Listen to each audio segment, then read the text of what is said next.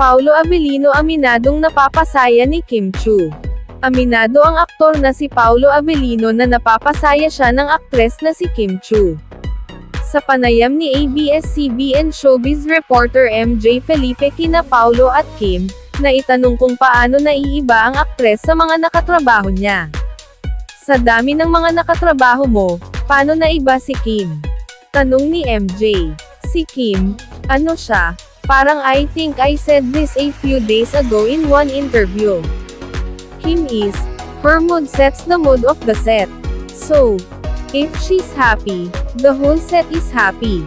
If she's quiet, parang yung buong set rin tahimik. That's why may effort lagi sa part namin na parang dapat masaya si Kim lagi para masaya lahat ng tao. Ganun ka-infectious yung saya niya, pahayag naman ni Paolo. Grabe, you set the mood pala sa set, saad ni MJ kay Kim. So, napapasaya kita. Hirit naman ni Kim kay Paolo. Oo naman, saad ni Paolo. Okay, wika naman ni Kim. Matatandaan na hit ngayon ang tambalan nilang dalawa na #KimPao dahil sa natural chemistry ng dalawa.